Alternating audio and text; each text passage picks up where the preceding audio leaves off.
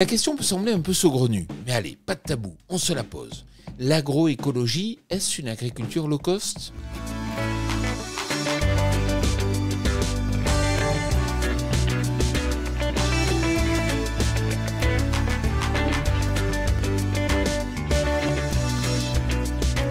Cette semaine, je vous amène à la rencontre de Jean-Marie Serroni, qui est agroéconomiste, auteur et conférencier.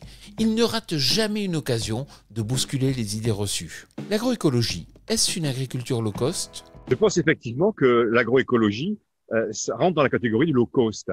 Et c'est noble. Quand je prends un avion dans une compagnie low cost, je la prends pour que ça me coûte moins cher, mais j'ai pas peur de casser la figure. J'ai le même niveau de qualité, j'ai un niveau de service différent. Je peux avoir le même si je paye un peu plus. Et pourquoi c'est une agriculture low cost ? Parce que qu'est-ce que c'est que l'agroécologie ? C'est d'utiliser et d'orienter à notre profit les processus biologiques naturels, que ce soit dans le sol, que ce soit dans la plante, autour de la plante, ou dans la communauté, dans l'agrosystème, sur la culture. Donc, j'utilise les processus naturels, j'apprends à mieux les connaître, à les orienter dans ce qui m'intéresse, et donc c'est en ça que c'est une agriculture fondamentalement low cost. D'ailleurs, le semi-direct, c'est parti de pays comme le Brésil. Au Brésil, le semi-direct, effectivement, le sans-labour, s'est développé très très tôt, il y a 30 ou 40 ans, pour deux raisons. D'abord, on est en pays chaud, donc la pousse de la végétation est très rapide, et donc c'est beaucoup plus facile que chez nous. Et d'autre part, donc il y avait une diminution des coûts avec un système classique, non-labour, glyphosate et plantes résistantes Roundup Ready, OGM.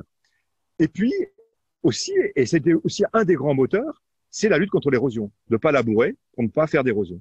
C'était ça au départ au Brésil. Et chez nous, les pionniers du sans-labour, il y a 20 ans ou 25 ans, c'était au départ pour aller plus vite, pour supprimer une façon culturelle. Et le semi-direct sous couvert est arrivé bien après. Donc au début, c'était simplement ne plus labourer, pour se simplifier. On parlait d'ailleurs de techniques culturelles simplifiées.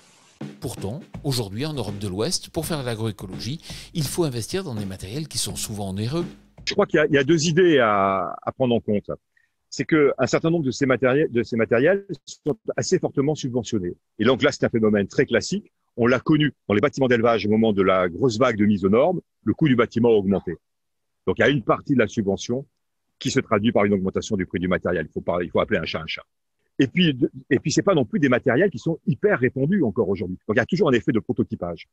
Pour le semis sous couvert, ce sont des semoirs, mais qui sont bien plus que des semoirs, puisqu'ils font plusieurs opérations. Donc c'est des appareils combinés qui sont pas encore, le marché n'est pas énorme. Donc il y a un effet à la fois de technique, de nouveauté, qui font qu'ils sont plus chers. Mais si je raisonne plus globalement au niveau de ma stratégie d'exploitation, je sème pas tous les jours. Donc raison de plus pour partager ce matériel, voire le sous-traiter. Et puis, je réfléchis, quel est tout le matériel antérieur que j'avais et dont je n'ai plus besoin et que je revends. Donc, il faut que je raisonne non pas le prix d'un matériel, mais le prix global de ma mécanisation. Merci Jean-Marie. Quant à moi, je vous retrouve la semaine prochaine sur TV Agri pour un nouveau regard porté sur l'agroécologie. Bonne semaine à tous.